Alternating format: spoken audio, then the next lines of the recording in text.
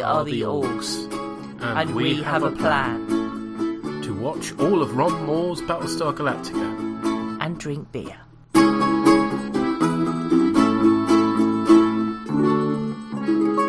Hello, friend, and welcome to Borgcast Galactica 6.2. Hello. Hello. Hello. Yes, it's Peter and Anne-Marie. We have some... Previously on Battlestar Galactica. We heard from Andy. Apparently the glowy command map thingy, in your words... Yes, sorry, whoops. ...is more commonly referred to as the plotting table. That's a better name than glowy command map thingy, let's be honest. Yep. And Pieman had this to say, I don't know if any army actually does the stripping and reassembling of guns blindfolded, but as I understand, the purpose of repeatedly stripping a gun is to get it into muscle memory. Presumably also, if you can correctly reassemble the gun blindfolded, then you have no problem doing it to fix a jam in the dark. Okay. But then you can't shoot somebody if you can't see them because it's dark, so it seems a bit pointless to me. But there we go. No, you could be in a situation where you need to fix your gun in the dark and then you'll be able to use it when it's not dark. Or some people, unlike me, have good directional hearing. Someone makes a noise and they can then aim their gun on the basis of the noise they hear. I can't do that. I can't work out where sound is coming from. But I'm aware that I'm a bit broken. Well, anyway, we'll move on to He That Believeth in Me. Yeah. Yea, though he die, shall he live? Yeah, all very mining the Bible at the moment. I can't think why. I mean, it's not like there's anybody looking like Jesus in this episode. Oh, isn't there a song, Your Own Personal Jesus? There is. Your own personal Jesus. Someone to be your friend, someone who cares. Your own personal Jesus. Someone to be your friend, someone who's there.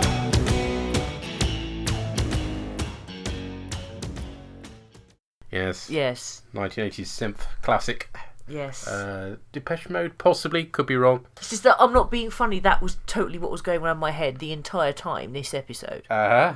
So what's Cottle's verdict? Everything checks out. So I'm me, not a Cylon. That is why you had me tested, right? Karen, nobody said you were a son. But you were thinking it. We had to be sure, Kara. Fair enough. Let's go through it again. How many times do you want to hear it? As many times as it takes to make sense. So, you start with new opening titles. The 12 Cylon models, 7 are known, 4 live in secret, 1 will be revealed. Yeah, it was Depeche Mode. Hey!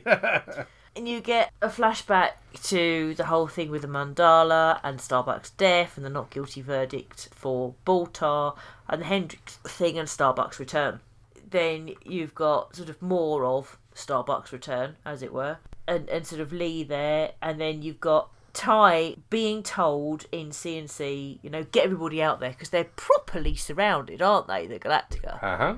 And then Ty just sort of shoots Adama in the head while music plays. Seems awfully plausible, doesn't it? It does! I mean, it does. I think I'd remembered this was kind of a sort of semi-dream sequence, but even so, it's like, yeah, it could happen. And then he just sort of freezes, and then he does what he's told, and it was all in his head. But you get why he freezes, you get why he does that, because he's basically worried that that's what's going to happen, that his programming will take over. And then you've also got Anders struggling because he's supposed to be getting in a Viper, and he's like, but what if I get in and it all goes wrong? And he's fumbling with his zips and everything, and he's really stressed. And Tyrrell's like, you just got to get in there. You got to, you know who you are. You know who you're fighting.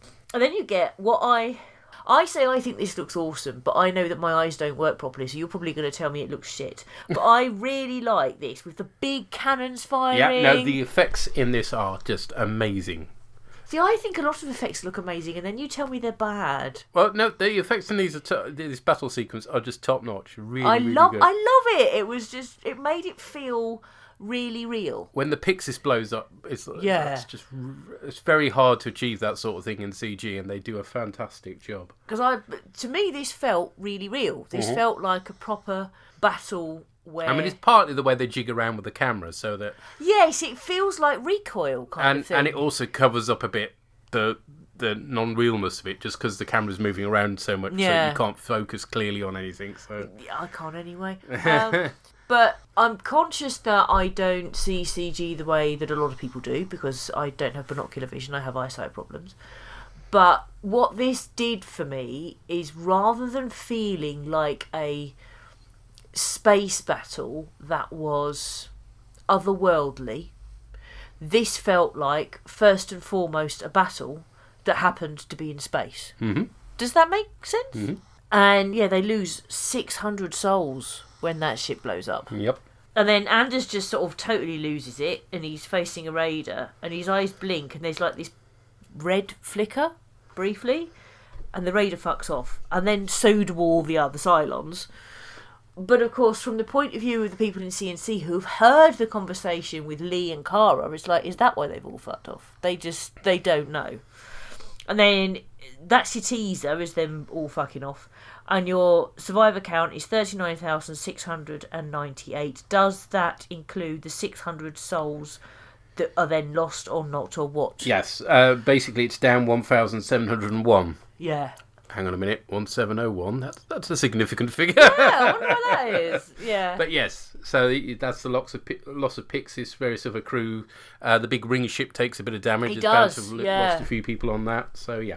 Yeah. After your teaser, you've got those who've been taking Baltar where he's going to be safe. And you see these other guys watching where he's gone. Mm-hmm. Does the idea of Baltar having acolytes work, do you think? These women, and this is mostly, there are a couple of men, but they're mostly women, and young women at that.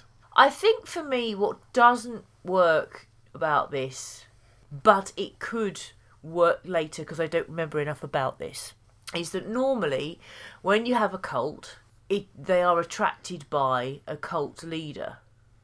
Baltar wasn't there to attract them.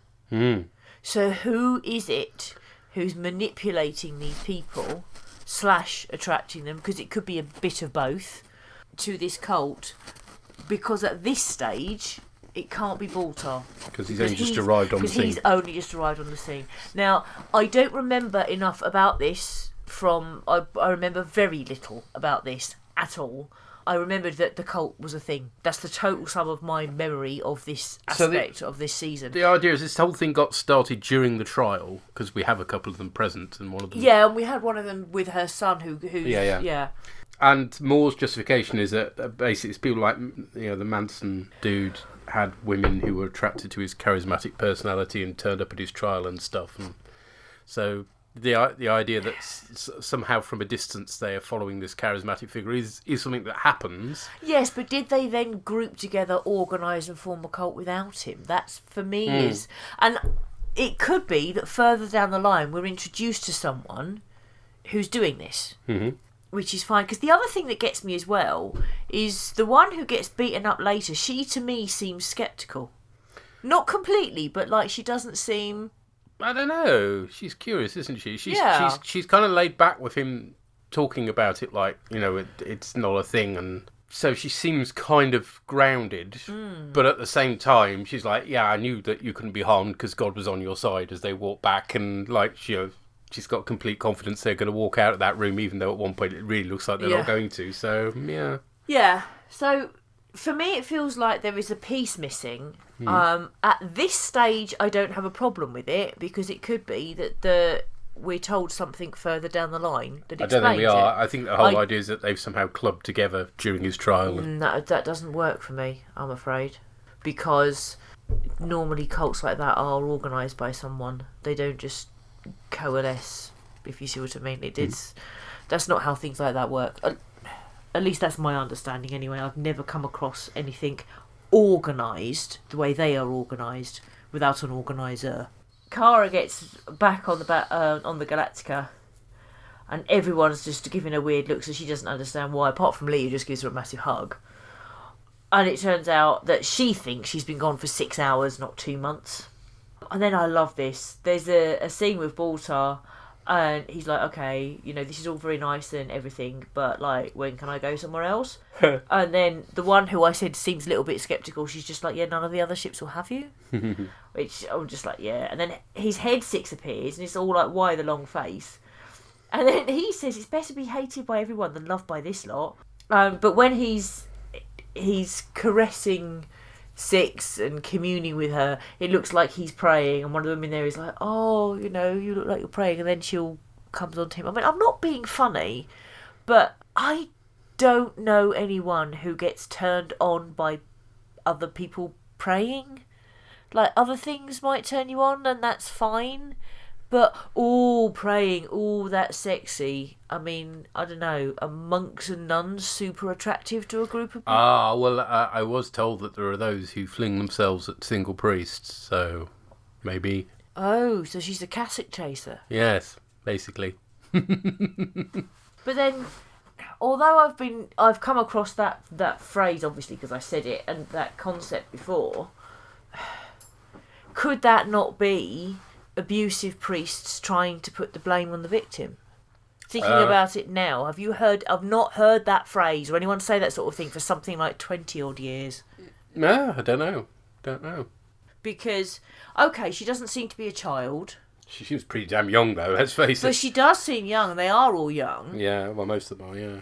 But then, on the other hand, is he taking advantage of her, given that she's the one that... Yeah. I mean, there's no argument there. Well, He's definitely taking advantage of her. Yeah. So, I don't know. But the thing is, though, you know what he's like. When it comes to sex, he can't say no, can exactly. He? Yeah. That's by way of, not by way of being an excuse. No, but, yeah, but he knows that's just the him. way he's plumbed. That's him. But I don't know. Because that again, this comes back to who's doing the organising. Because either maybe she might be making a mistake, but it's an adult woman making a mistake, but consensually, if you see what I mean, or she's been brainwashed. He hasn't brainwashed her.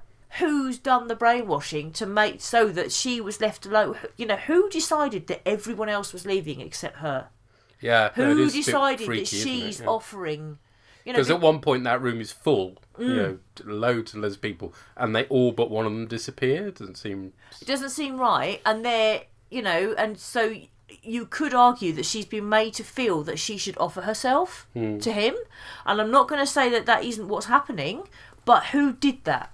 Who did that grooming? Because it wasn't Baltar who did the grooming, because he wasn't there. Because that's what happens in cults. You're groomed.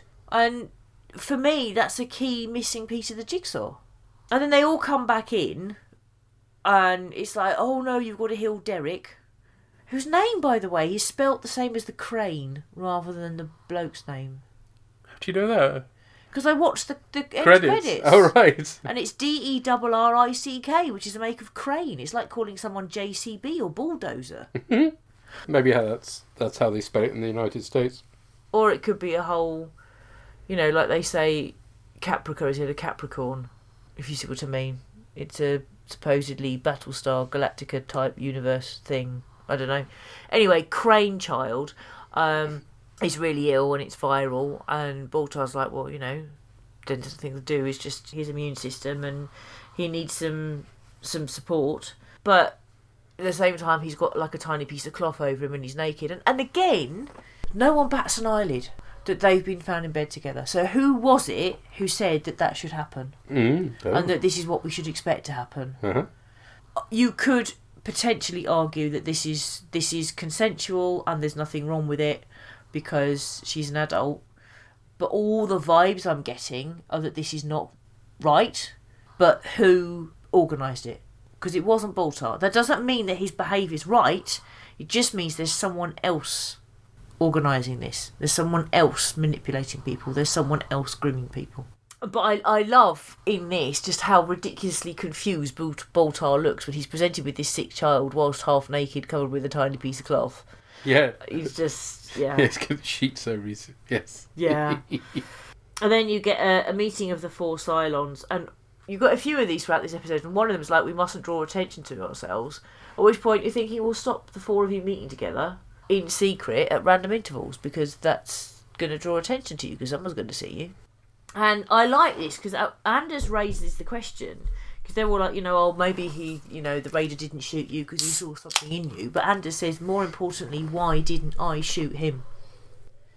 And they try and argue, you know, he's just a nugget, he's only just qualified or whatever. But you can tell in that scene that it's not necessarily that he's like, oh no, I can't possibly do it. He's just mesmerised, isn't he? Well, yeah, he's flicking away at the switches and nothing's happening. Yeah. I mean, that might be because the safeties are on. Yeah. Which could either be a nugget mistake, or it could be subconsciously he doesn't want to fire. Yeah. It's hard to say, really, and he doesn't know. So. Yeah, he doesn't know. But I think it's an interesting question to ask. That for him, why couldn't he shoot the Raider is just as an important question as why didn't the Raider shoot him? Yeah. Then you have the President going to C6, talking about the Opera House. And she's still in the same dress. Well, it must be really skanky by now. And you'd have thought they'd put her in sort of prison garb or something, rather than just... She's been in that cocktail dress since she arrived. But they're not going to treat her like a human being, are they? No, but on the other hand, I don't know, it just seems really weird that she's still in that same damn dress. So I think it speaks to their inhumane treatment of her that they haven't given her alternative clothing.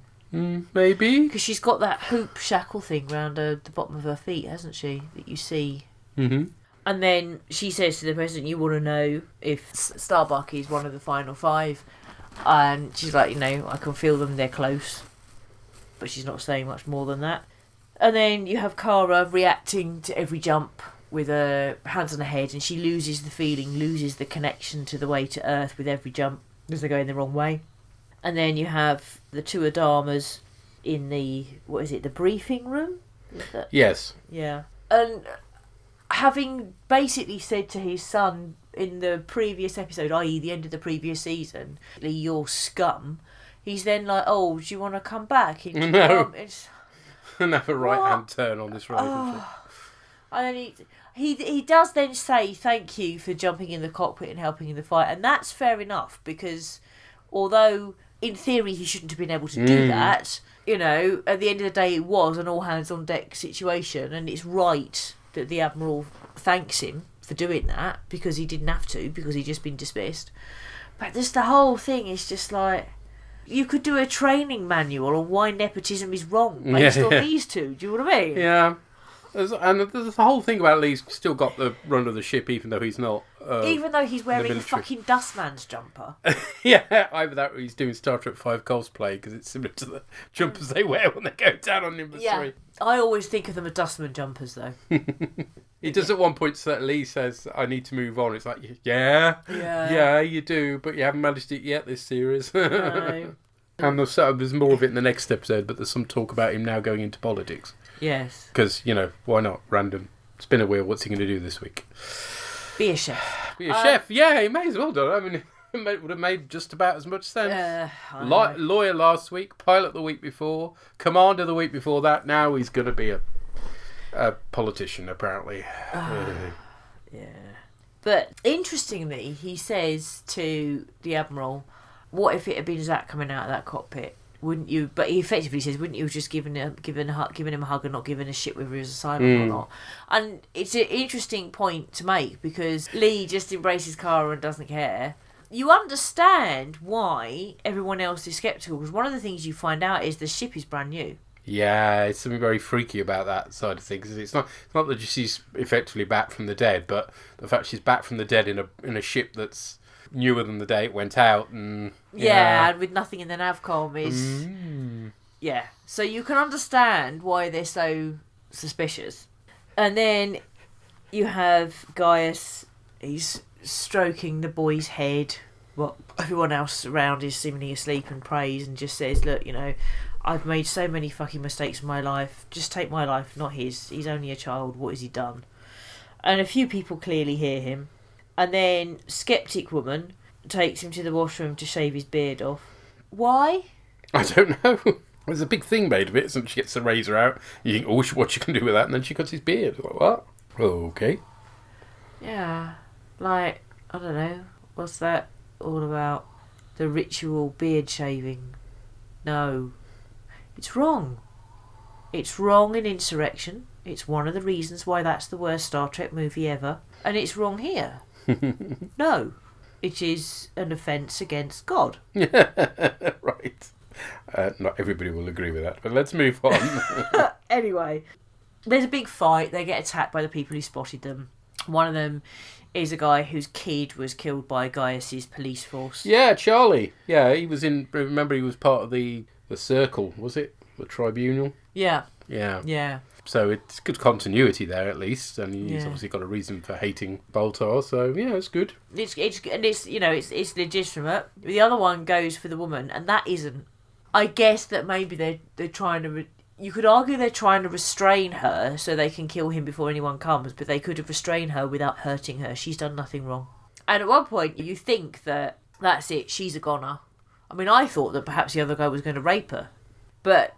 She finds strength from somewhere, lashes out, and mashes them with a piece of pipe. And I love this. It's like awesome, and it's like it's clear survival instinct. You know what I mean? Because when your life is in danger, you get adrenaline coursing through you. It makes you stronger than you otherwise would be. You'll do anything. She spots this piece of piping, and she just lamps them all with it. Afterwards, he's like, you know, you got to be careful. You're not going to be done for murder. But when you're in that situation, you're just defending yourself, which is why the law allows. Do you know what I mean? That if it's self-defence, it doesn't matter kind of thing. I just love this. I can't remember the last time I saw on a TV show a woman who is not a superhero under attack who gets better of her attackers and lamps them with piping. It's brilliant. I love it. It's amazing. More, please. Charlie's there and he's going to be slitting his throat and Gaius is just like, yes, you know, because Six appears and says, did you mean it when you said my life is? And he's like, yes, I did. Go on, kill me now. And Charlie looks a bit sort of confused because obviously he's taking the wind out of his sails if Gaius wants to die. And they come back and he's got something against his throat because his throat has been cut. Not enough to kill him, but enough to hurt him. Certainly enough to affect his voice. And they get back to I don't know what you would call it, their hovel? I don't know. Yeah, the little shrine area. Yeah, with the weird shit, flashy light, bollocky thing in his picture that looks like some kind of hideous fairground ride. Anyway, they get back and Derek is better. He's sitting up. Crane Kid is having a drink, and the fever's gone. And that's when the seemingly sceptic girl goes, well, I just felt the love of the one true God coursing through me, and I knew you couldn't possibly die. Okay. And then you have a scene with Kara and Anders, and Kara's picture's still on the Wall of the Dead. But at this point, I think because now she knows that she's been gone for so long, whether she's starting to question her own identity or whatever. And Anders just says, but you're Kara and I love you. And she's just like, yeah, but if you were a Cylon, then I would shoot you in the head. Which, of course, is a bit worrying for him because he is a Cylon. And they jump again, and she loses the connection again. You can see it affect her in her mind, and she just loses it. And she knocks out the guards. So they're a bit shit, aren't they, really? Because she's got no weapon, they've got guns, and they don't shoot her. And just people to get to the president, and then she points a gun at the president, and that's the end of the episode. I thought that was awesome. Yeah, it was a good opener. Very good. As I said, my only query, and at this point it's not a problem for me because potentially it could be explained later, my only query is the whole who is running this cult, who's manipulating these people before Baltar arrives. I mean, once he's there and he starts performing miracles, you can kind of understand why they're there. But before, for me it's an issue, particularly leaving that young woman alone with him. Somebody made that decision. And we don't get to see who it was or what's happening, and that bothers me. But, that's aside, I think it's a fantastic episode. It's got a really good space battle, and it's got woman lamping her attackers with pipe. There we go. So, it's the simple pleasures in life, isn't it? Let's find out what Doreen thought. I was really taken in by the glimpse into Ty's mind in the pre-credit sequence. At least Kara isn't the best at coming back from the dead. Yes, she and her ship are in brilliant shape, but everyone is weary of her. Yeah. And she thought Gaius was in heaven when he was led into the sex stroke cult. Actually, to be fair, to begin with, he's clearly very uncomfortable with it all. Oh, and the writers are back to writing Lee quite well again. In this episode, yeah, not bad. Although the whole, I'm getting into politics, again, as per usual, completely out of nowhere. But, And we've heard from Sampo and Yonna. We continue right where the last season left us. We have 4 new Cylons, a whole Cylon fleet, and Starbuck is back. And right away we're like, now this is what we were interested in. Making us feel even a bit more down on Razor as completely unnecessary. But never mind that. Let's talk about Starbuck first. We weren't as aggressively negative on her resurrection as you were. Instead, just groaning a bit. But it does help that no one is actually, yay, Starbuck! Almost everyone treats her with a healthy dose of scepticism, making the quite rational conclusion that she's either a Cylon or a Cylon trick. But there's also the desperate space battle, during which the Colonials seemingly have no hope of surviving, and during which the 4 new Cylons struggle with their allegiances. The TIE fake-out way appears to shoot Adama was great. Yep. Yona was totally perplexed for a moment, having looked away for a few seconds and then looking at dead Adama. But then some freaky shit happens as Anders stares the Cylon in the eye and the Cylons just retreat. It's a good way to save the fleet without feeling like a cop-out and with a new mystery to boot. Yeah. All the stuff with the new Cylons is great, being a non-frustrating new mystery. Lee is notably non-irritating in this episode. Have the writers finally figured out what to do with him? Echoing Doreen's feedback there. Also, Baltar has a cult now, mainly consisting of women, many of whom want to have sex with him. Figures. But instead of revelling in it, Baltar is actually quite serious. He goes on a tirade about the plural gods being fake, talks about the one true god, and prays for the child and offers his life instead. And it's all great stuff because throughout the episode we really weren't sure if Baltar was serious or not. Although the end, when he tells Head Six that he really is sincere, makes us start to believe him. Maybe there is a redemption arc in here somewhere. And of course the child is cured. When Baltar genuinely prays, miracles seem to happen. The bulk of the episode consists of Starbuck telling everyone she knows the way to Earth and almost no one believing her. And with good cause, since the Viper she arrived in is brand new, so something fishy is clearly going on. I'm actually surprised that no one checked if she had any scars or something like that in a medical examination. But anyway, since no one believes her, she does the only rational thing she can do, in beating up her guards and taking the president hostage, and that leaves us with a to be continued. We really liked this episode, and maybe it's because of Halloween or because of the uncertainty of Starbuck actually being alive, but for the first time we noticed that Galactica's doors and table in CIC are shaped like coffins. The more you know. Oh. Thanks, guys. Thank you. And we've heard from Puri. Hello, Orgs. Puri here to talk about He That Believeth in Me. Actually these 2 episodes are kind of odd beasts, but we'll cover this one first. So it has a really good start, kind of spectacular. They really do push the boat out for the opening with the big space fight with the Cylon missiles. We actually lose a ship. The ring ship gets hit in the ring. Ouch, sore. No one likes being hit in the ring. And the Galactica takes damage. How long has the Galactica lost a cannon? It's only I noticed it in these shots that there's actually a big hole where one of the 4 cannons, I think it's just the forward ones is. So we've definitely got evidence that there's been a lot of damage, and we kind of get follow up on this. So I found the scene where kind of Ty's imagination of shooting a Dama scene cheap. It's just the sort of thing that you put in to throw into a trailer or for shock value. And I don't remember being convinced first time around. It's in his head and it's his paranoia. It's a nice idea to show his paranoia, but to actually have the full shooting, and this scene went on for a couple of minutes. It's just, to me, it doesn't work. But the Cylons are having meetings. I do quite like the fact that they're kind of still paranoid and kind of worried about each other. We obviously have Starbuck coming back, and yes, surprisingly, everyone's really suspicious. I mean, I loved actually the scene when they heard her over the radio, and Rosalind's trying to say to Adama, it's a trick, this is not real, and Rosalind's clearly her biggest skeptic. She's returned in her shiny new old Viper, so lots of weird stuff happening. She's got photos of Earth, but there's lots of mysteries being set up here. I really liked the way the Cylons just suddenly bugged out when they scanned Anders, and I thought that actually worked really well. Just all of a sudden everyone retreats and they're like, why did that happen? And of course Anders kind of knows, and he's telling his other Cylon buddies, but there's some good stuff set up, but there's a bit of a kind of odd feel to these episodes, and I'll kind of maybe get into it a bit more in part 2. But after the explosive start and kind of as working, it kind of starts slowing down, because basically a lot of it is Starbuck trying to say to everyone, please believe me, I know where Earth is and we're going the wrong way. And we've got a couple of other plots. Now, one of the ones I do like, because it's just blimmin' typical, again, if you ever suspected that Baltar didn't have someone looking over him, in fact the Baltar part's probably my favourite bits aside from the big space battle, So Baltar is off trial, but he's the most hated man in the fleet, and no one's looking after him. So where does he fall? Where does he end up? Oh, he lands in a sex cult made of mostly pretty women. Yeah, that's Baltar's life for you. And he's got the temerity to moan about it.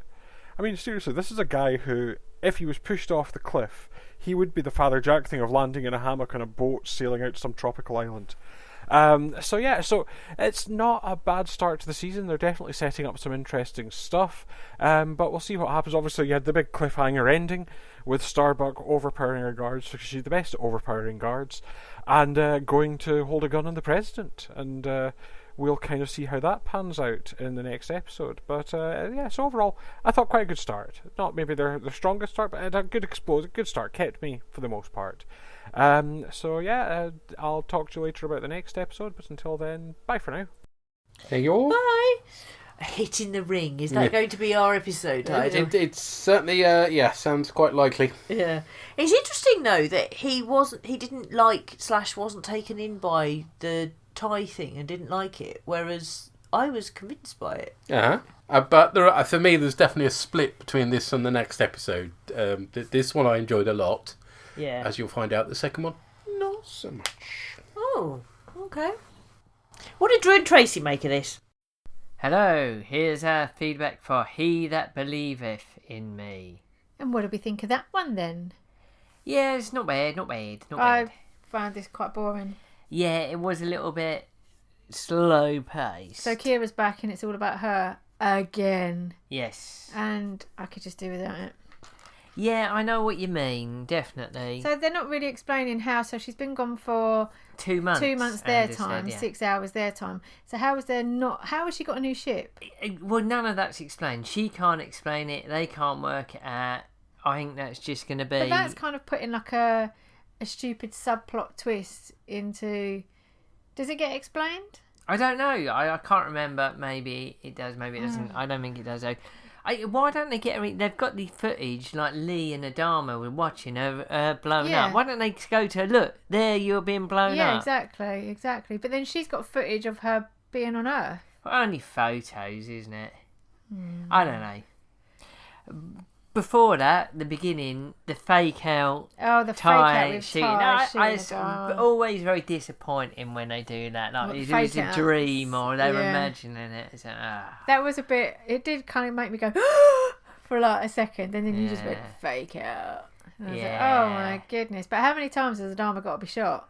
Yeah, exactly. In like Battlestar Galactica, it's just getting a bit daft, isn't it? Yep. So, Baltar in his harem. Yes.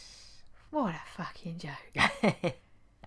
Yeah, it's a bit weird, isn't it? Although, I got to say, I found that side of it a bit more interesting than like the Kara stuff, to be honest. I'm glad he's finally shaved off his bloody beard. He did look a lot better when he first shaved off. I was like, he's gone back to like a handsome look now. I don't know if I go that far, but at least it doesn't look like a dirty scruffer now.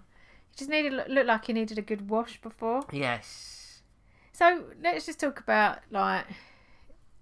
Anders and Ty and the chief and that all being Cylons. And so Tori. And what I don't quite understand is, are Cylons not conditioned to think like Cylons? Well, these are different, aren't they? These are part of the final five. But surely they might be the final five, but they're only the final five in that nobody knows who they are. Surely they're still the same kind of conditioned robots. Well, we don't know, do we? They are different to all the others. I guess Boomer is a little bit like one of them, someone who would live their life and then all of a sudden was turned on as a Cylon. But these are slightly different because there's no other models of them, is there? As far as we know. It just feels a bit weird that they're a Cylon, but they're not conditioned to kind of want to kill the humans, and they're kind of keeping their human instincts to kind of protect humans and fight the robots and stuff like that. It just feels a bit weird. Yeah, they're just different kind of Cylons, aren't they? Yeah. So yet again, Kira asking a lot of Adama. Oh, I've been away for 2 months and this is what's happened and nothing has attacked my ship and blah blah blah blah. But it's me, so please believe me and put all your faith in me. Yeah. Oh, will you fuck right off? Adama just needs to give her a slap. He should have thrown her out the airlock. Said, we don't trust you. Get out of it. Yep, maybe. So the bit right at the end, so she's knocked out the guards and grabbed the gun and now punched goes in. Anders right in the face. Now he's gone up to the president. I mean, she's not trying to kill the president, although that's obviously what it looks like. I mean, why even point the gun at her? Exactly. What is she trying to do? She from the sounds of it, she's going to try and convince her not to carry on jumping away. Yeah, and so to go putting back. a gun in her face is really the best way to convince her, isn't it? I'm sure, and I honestly don't remember, but I'm sure the first 10 seconds of the next episode will be kind of putting the gun down and saying, you know, like, oh, we need to chat or something. I bet you. Yeah. Should we have a 50p bit on that one then? Yep. Okay, well, we'll find out soon enough, won't we? Yeah. Anyway, It was a little bit disappointing as the first one of the season, I think. No Lee in uniform. No, he's not going to be in uniform at all now, is he? He's definitely turned in his wings now. Yeah, he's all right, but yeah. Need a bit more excitement now. No, because they kind of build you up and they like reveal the final five or the final four or five, and then they fucking turn it to bananas again and just slow it down. Anyway, should we leave it there? Okay, take it easy, guys. See you later. Bye. Bye. No, he doesn't look better without the beard. I did say that it wouldn't be everybody's view. No, beards are wholesome and beards are sexy. But I think there's rather more to the humanoid Cylons, as we've seen all the way through this series, than just pre-programmed robots. Yeah. So, yeah, the final four are very much in keeping with the other humanoid Cylons. Yeah. I mean, I think, arguably, Cavill is pre-programmed. I mean, he's well, I don't know, because he's number one, isn't he? Yeah, but, I mean, he's capable of changing his mind and being surprised, and he's quite humanoid actually.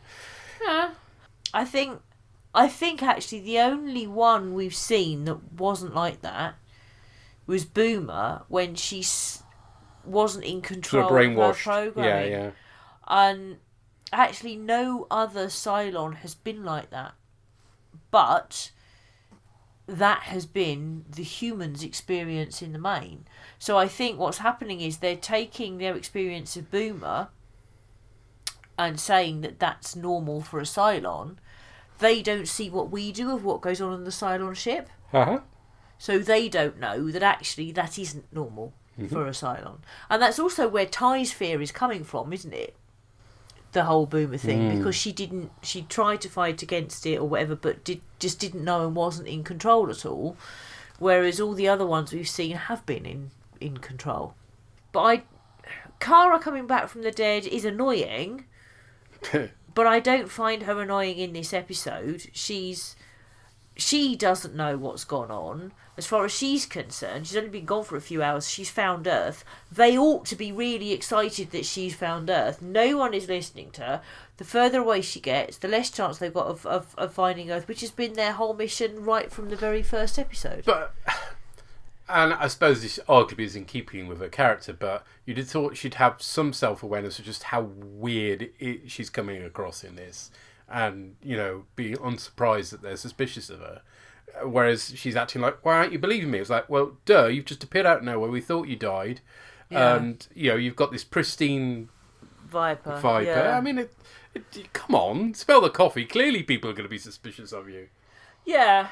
Which, I think earlier on, it's understandable. When she finds out that they think she's been gone for 2 months, when you see her starting to ask those questions of herself, you would think, therefore, that she could understand why other people are asking those same questions of her. Yeah. But I also understand that she's desperate. They keep jumping away because the president says that's what they've got to do.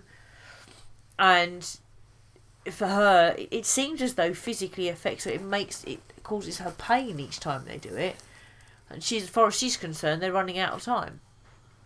So I'm not saying her behaviour is justified, but I think it has its own internal logic. I can understand why she behaves the way she does. Doesn't make it right, but I can understand it. What does the Llama God make of this?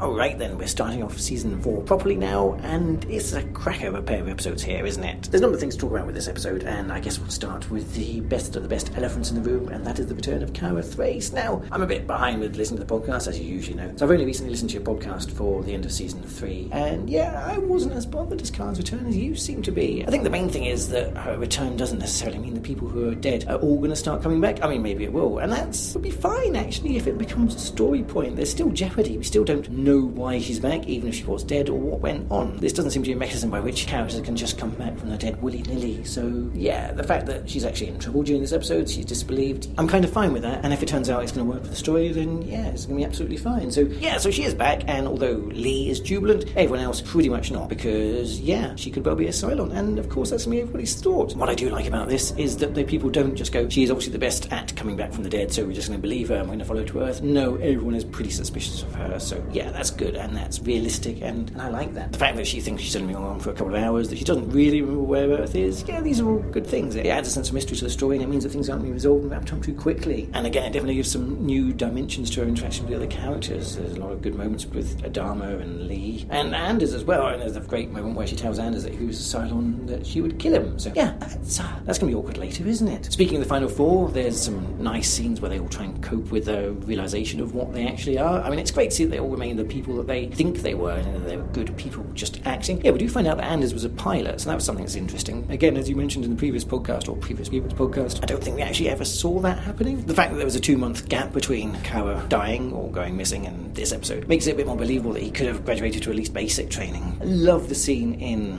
CNC where Ty shoots Adama in the head, and obviously we know that that's just a dream sequence, because remember on Galactica, no one gets shot in the head. It's always for the gut. If he'd gone for the gut, that could have been real, but no, the moment he went for the head, clearly just a dream. But yeah, some great little imagery there and potential foreshadowing. Or was it just Ty seeing his own fears? So it's going to be great to see how all this plays out over the coming few episodes. One question that did come to mind though, whilst we're talking about how the final 4 are coping, Chief's examination of Cara's Viper seems to show that it's brand new. Hello. And also that it has no navigation data. Now the brand new thing is difficult to explain, but the navigation data, did it have navigation data? Or could he possibly have wiped it somehow? Is there a reason that the final 4 Cylons have just activated, and is there some sabotage going on? It definitely places him under a bit of suspicion, in my mind anyway, but yeah, there's some questions there to be asked, I think. But for me, one of my favourite parts of the episode was everything with Baltar, because of the position that he's just landed in, and landed kind of on his feet, really. He finds himself in the best place he could ever possibly have ever been in. He's in a cult of him. There are people who are absolutely worshipping here now. Yeah, at first he's horrified, but when he realises that he has nowhere else to go, and that a lot of the people in the cult are young women who are strangely attracted to Gaius Baltar. I mean, were these people also around on New Caprica? It's an interesting one. But when he discovers that he can basically use their worship to get himself laid, yeah, he's all in, isn't he? I mean, and I think, given where he finds himself, on a lower deck of the ship, in hippie surroundings, in a cult, getting laid all the time, yeah, I think we're going to have to resurrect an old quote of Poe's here from another podcast, aren't we? Because, God, he's a dick. But that's it. These scenes are good, because he does do a bit of grappling with the situation he finds himself in. Absolutely love the scene where one of the young cult members seduces him. Do you feel good now?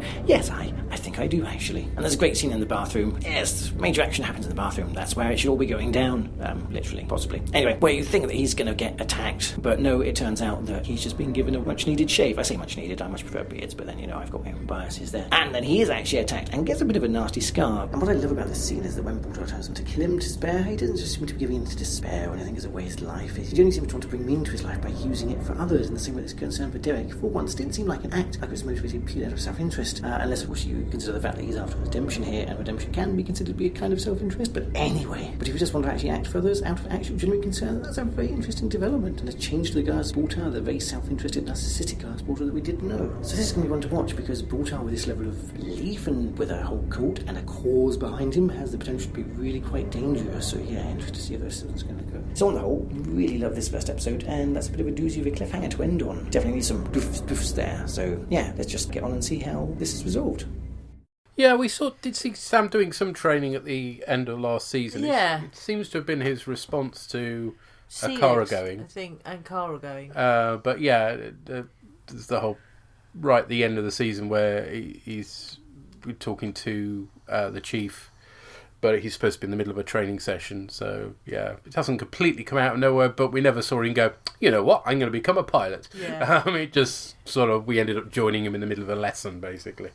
Well, I think I got the impression that Celix was fighting the corner and you knew she was going for it, and they all thought she was going to get it because she was the best and was acing everything, and there was this glass ceiling. And then they removed the glass ceiling, and I got the impression that knowing the glass ceiling had gone with everything else, that's when he went for it. You're right, we didn't see it specifically, but he could, in theory, have been thinking about it before and the glass ceiling was there. And the person who was pushing against it in terms of class was Celix. But yeah, you're right, we should have spotted that it was a fake out, because Ty didn't shoot Adama in the gut, because that's what you do if it's real. Yeah. And you know, Llama likes the beard because he's a sensible man. Oh God, beard wars. Anyway, which way? How will Andrew fall on beard walls? Let's find out. Well, this is what you call a confident start to the season. The CGI on BSG has always been very good, but they're especially confident with it, with this enormous space battle to start off the season. Ships in the fleet getting hit, damaged, blown up even. I quite like that in the middle of it they gave a little bit of focus to Anders, as if he didn't have enough to think about in this moment, as if he wasn't preoccupied enough. You get the sense of him being in this very, very overwhelming thing going on all around him. Ships flying in all directions, bullets and missiles going in all directions. You don't know where the bullet's going to come from that may take you out, may end your life. Even if there wasn't the final 5 complexion to his being there, you'd still get a sense of him being a rookie pilot in his first space engagement, and it being a scary, overwhelming thing. Which, if you think about the sort of physics of that situation, which you probably shouldn't do for a fictional TV show, but anyway, it's actually really weird because it's just visual. You don't hear anything, obviously, because there's no sound in space. All the information that you would get is just what you can see. You'll hear voices on the radio and stuff, but you won't hear missiles going by or ships flying past. So it's basically like a really dazzling light show, and you just have to hope that you can see in that dazzling light show the one ship that's looking at you with a view to killing you, and you see it in time to do something about it. His squad name, his pilot name, I think is Longshot, I picked up, which kind of makes sense given he was a pyramid player and he would throw the ball long distances. Celix's was Hardball, which I think also tracks with what we know about her being in the Resistance, being in the Circle, and so on. Baltar is having an interesting time immediately after his acquittal, and we should remember that this is immediately after the trial has ended, which explains why President Roslin is so pissed off throughout the entire episode. But anyway, Baltar has seemingly fallen in with Byron's telepaths from Babylon 5, and he gets a very warm welcome. Even he is wary about all of this, until he senses the opportunity to get his end away. In the past, I have wondered whether Baltar's appeals to God, usually at the insistence of his 6, were genuine, or whether he was kind of playing along. Well, maybe not playing along, but whether he was expressing genuine faith or whether he was being purely self-serving. I kind of think when it comes to this episode and him praying for the boy, it's probably actually genuine. If only because that's really what's left to do with his character, just from a writing perspective. What do you do with Baltar by this point? His character has done so much, and what's left other than to have him genuinely turn towards faith and have him genuinely pray for the boy's life, pray to God for someone else's benefit, at the cost of his own even, take me instead of him. And he gets that opportunity. God gives him that opportunity when he gets attacked in the bathroom. There's a blade to his throat. The show has a thing about putting sharp things near Baltar's throat, it seems. 6 appears as, to confirm this from him. Do you mean it when you say, kill me? Do you want to die? Yes, I mean it. And he passes the test. And God rewards him by guiding his lover's hand to a metal pipe that she can use to beat the shit out of their 2 assailants. And then by breaking the boy's fever so he'll be alright. And as always, James Callis is just stellar as Baltar. He's never anything less than just brilliant in the role. More of which brilliance we will see in the next episode, so let's go and watch that now. See you in a bit. Bye. Bye. I guess I don't see Is Baltar genuine as just being a what do you write now thing. Is there anywhere else left for him to go? I think he's always been a mixed bag, and I think that there are times when he is genuine, and that has been true every now and again. You've got flashes from the beginning of him being genuine, if that makes sense, him actually meaning something. In terms of the whole one true God thing, initially he did only ever say it because it was expected. He's generally up till now been backed into it. Yeah. And you've got the impression he hasn't actually meant it. Certainly by part 2, he's kind of, you get the impression he's quite genuine about it. Because the scene with Tori in the next episode, he didn't need to say what he said, but he's obviously, he actually believes it now, which is interesting. Yeah, because I think because his whole world has been turned upside down, his whole mind has been scrambled. Do you know what I mean? But there have occasionally, I think, been flashes of him being genuine on occasion. And I think usually you know it because he looks confused as fuck. Actually. That's usually sort of because he's not in control. That's when you know what he actually believes or who he really is. Whereas if he is in control, you don't know because it's just him and self-preservation, I think. I'm glad you like the space battle too. Yeah, we agree the CG was very good. Not so happy the comparison with Byron's telepaths in Babylon 5. Oh dear. Timothy, yeah. Oh, they're not quite as irritating as that bunch. And yes, James Callis is brilliant in this. Yes.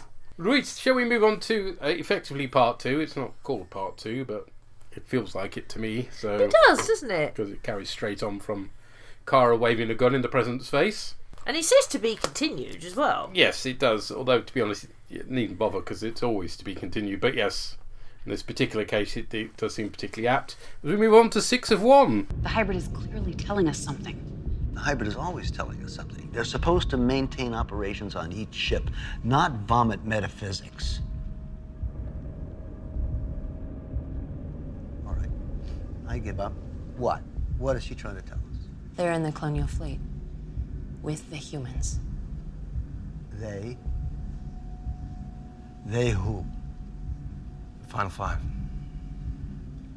The Raiders refused to fight because they sensed the final 5 might be in the colonial fleet. They could have been caught. They could be in hiding. You know what? Stop. Stop right now. Turn around, go and take a cleansing walk, and I'm going to try and forget what I just heard. The final 5, Cavill, they're near. This is far too important. What their eyes must have seen, witnessed over time. That's Did enough. they look anything like us? That's enough! So as predicted, Starbuck gives Rosalind her gun and tells her to shoot. She points out Rosalind had visions of Earth as well, but Rosalind shoots, but hits a picture. And you wonder, is that because she's unwell, she's not used to guns, or did she mean to miss?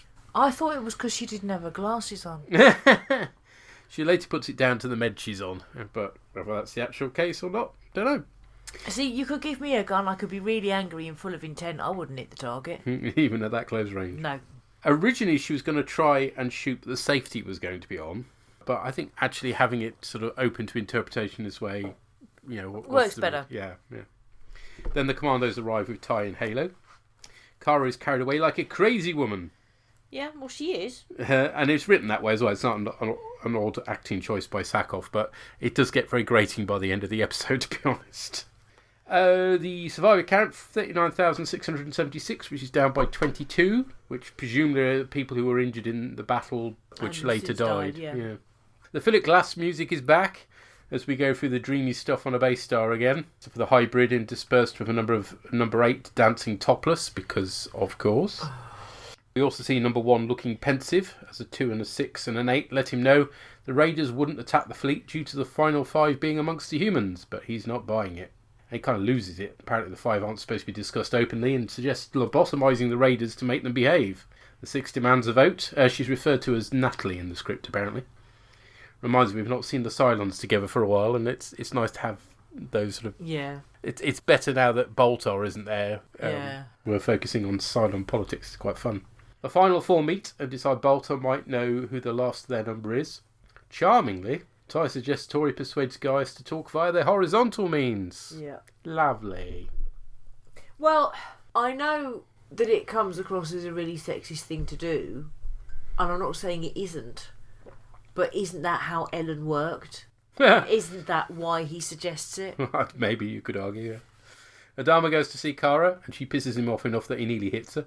The Cylons are deadlocked, 3 versus 3 on lobotomizing the Raiders. But that's because Cavill boxed too. Yes, exactly. There wouldn't have been a hung jury if he hadn't. And then it's revealed that the Boomerators voted for reconfiguring them, and apparently this is unprecedented. Yeah, this is the good stuff. There's a party to celebrate Lee leaving, understandably, because who wouldn't? Yeah. Joe's bar seems to have been dismantled, as this is happening in the office's mess. And Lee is wearing a vile blue jumper. It's horrible. Grim. Boltar spots Tori watching him and is rightly suspicious. But then Head Boltar appears to him, which is new. Oh, I love this. It's just so fucked up. It's just like, what is going on? And he's like, what are you doing here? What help? And he persuades him to go after Tori. Adama is getting smashed, and he's very wooed to Laura. They swap sides now, with, as she puts it, he's now Admiral Atheist, becoming the believer in miracles. I believe in miracles.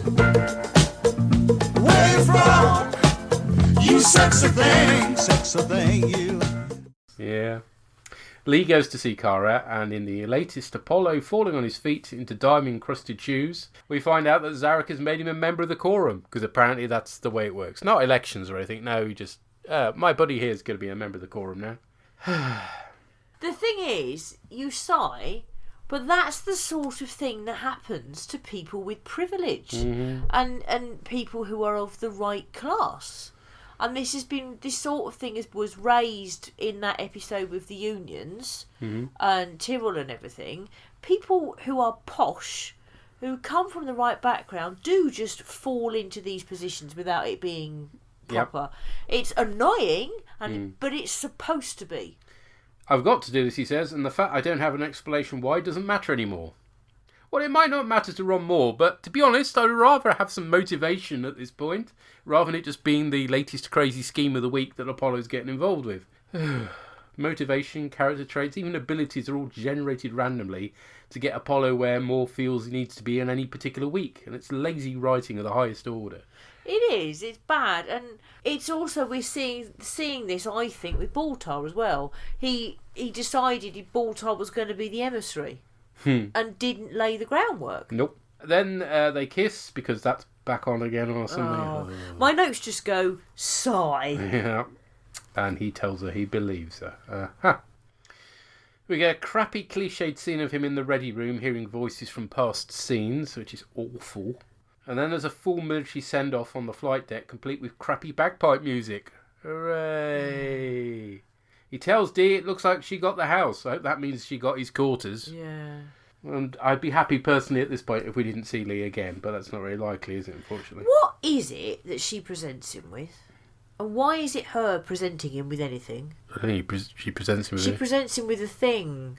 It looks like his Major's thing in a frame or something. Oh, is that her that passes over? Yes, he does get his rank pin framed, yes. We get a scene of the Raiders being operated on, which is nicely icky. It is grim. And then Natalie turns up to a meeting of Cavill and his allies, accompanied by Centurions who've effectively had their safeties removed.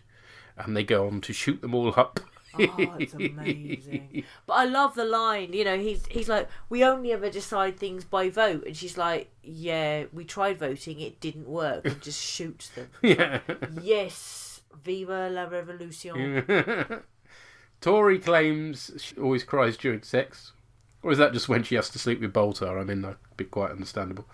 Yeah, and I don't know. When she says that, I'm like, has that always been the case? Is she making it up? Has she started crying just because it's something to do with the fact she now knows she's a Cylon? Has she started crying because this is what she feels she has to do to fight? It's like there's so many reasons why it could be the case, and she could be telling the truth, but she could not be. Either he's got a very pointy willy. Sorry. Anyway. Driller killer Mark. Yeah. Or she's really upset because she missed being able to boink him whilst he still had a beard. Yeah, that's what it is. She's crying at the lack of beard. But this is the point where Boltar definitely comes across as believing in the one god, which is interesting. Halo collects Kara from her cell and takes her to Adama, who puts her in charge of the sewage reclamation ship, the Demetrius. It could be called the Detritus, shouldn't it? Yeah. Really? But there we are. And she's off with Halo to re-find Earth, apparently. Okay. Yeah. But not before lots of screaming and yelling and... Yeah, could have done without all that stuff. So basically, I enjoyed the Cylon stuff in this. I love the Cylon stuff. But as you can tell by the very short précis of it, there's actually not an awful lot to this episode. Not an awful lot of Kara screaming. And stuff about Lee which just makes me want to vomit, basically. Oh, plus the Tory stuff is deeply ick, as far as I'm concerned, but there we go. Yeah, I think, I don't know, for me it depends whether, for whatever reason, she's decided of her own volition she does want to sleep with him, or whether she's being coerced. Because if she, it was quite clear from that meeting it wasn't something that she particularly wanted to do. So no, but at the same time, Ty also says you don't have to get horizontal. So I don't know. It's difficult. It depends on really whether she feels she has to, whether she wants to. Is she someone who is wrong and only likes people without beards? Is she crying because he hasn't got a beard?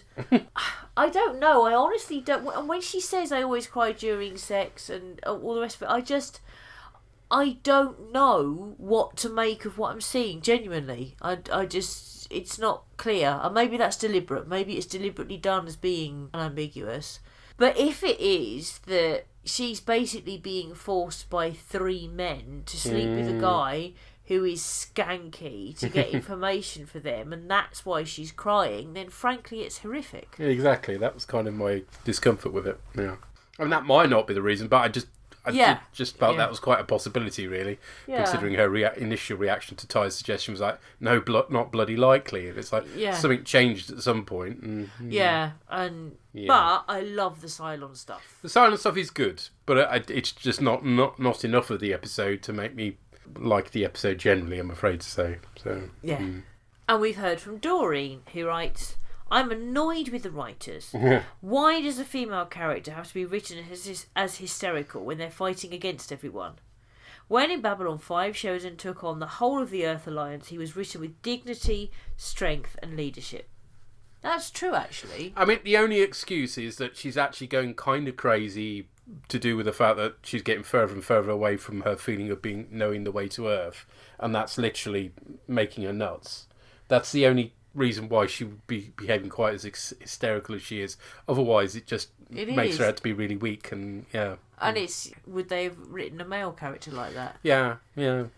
Good point, Doreen. And the writers still don't know what they're doing with Lee Adama. No, they don't. No. From week to week. Bill Adama was pretty rotten in this one too. He was mean, yes. Yes, but he was also conflicted. And drunk. Yeah, to be fair. That too. The final 5 is really becoming an intriguing concept. The ideas they're playing with regarding the Cylon Raiders and the Centurions being a slave race are interesting. Very I agree. Interesting, yes, they are. Thank you. Sampo and Yana have this to say. We continue from last episode's cliffhanger with a quite predictable move from Starbuck in giving Rosalind the gun. Yes, you could see that coming off. But she really should know not to give her a gun in the presence of a suspected Cylon spy, and Rosalind promptly shoots at her but hits a photo instead. It was a bit unclear at this time, but later in the episode she does say that she actually tried to shoot her but missed. Meanwhile, the 4 Cylons theorise that Boltar might know more about the final Cylons, so Troy is supposed to get close to him to find out. And this leads to the best scene in the episode, with Boltar seeing Head Boltar very confusingly. Yeah, that is quite good, yeah. It's all great, giving Boltar a chance to do some humour for the first time in a long while. And it's great because he's so good at it. The amount of emotion he can convey with his eyes is incredible. Yeah. Yana suggests that maybe his eyes are CGI, but perhaps not. But in the end, Troy gets into bed with Boltar because of course she does. But she does make it a bit uncomfortable by crying. But when she says to Boltar that she always does that during sex, he just carries on. One would think it would kill the mood. Yeah. At least her spine does not appear to glow, or we don't get to see it. To be fair. No, we don't, no. Lee continues the tradition of things being handed to him, since he gets a seat on the Quorum for some reason. Yeah. He gets a really grandiose goodbye. One would assume that people would resent a good pilot for going away into politics. Or maybe everyone is just glad to be rid of him. Yeah. Also, Adama decides to take a gamble on Starbuck and gives a small ship with a crew to go and find Earth. Yay. But the most interesting stuff of the episode happens on a base star, Some of the human Cylons are annoyed that the Raiders have refused to fight, as they feel the presence of the final 5. They have a vote about lobotomising them, so they'll follow orders blindly, and it ends in a draw. That's the problem with having an even number of models, that's what you said.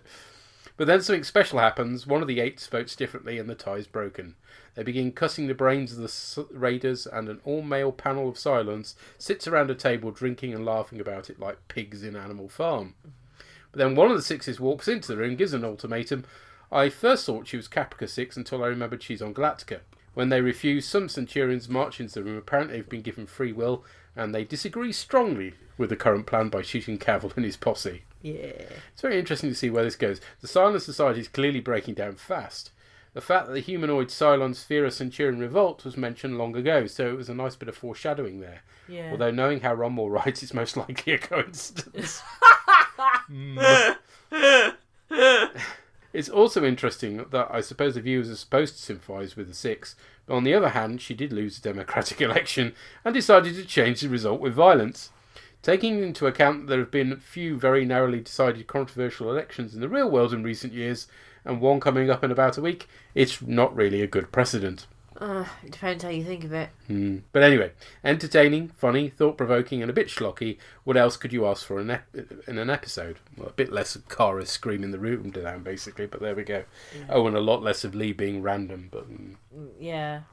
But no, I just understand the frustration of... They've clearly got a setup where they don't feel their voice is heard. It's not just that a decision is made that they don't like. They don't feel heard. There's literally only 6 of them to vote, so they get heard. No, but they've got thousands of models and you vote by model. Well, yeah, except they're all supposed to vote for the same thing, except in this case one of them doesn't. One of them doesn't, and that's what sways the vote, Mm-hmm. and it isn't something that in their society has been legislated for, Yeah. and they feel cheated, and I can understand it. Yeah, but as Sampo and Yona say, the answer shouldn't be a resort to shooting everybody in the room up. I mean, that clearly isn't.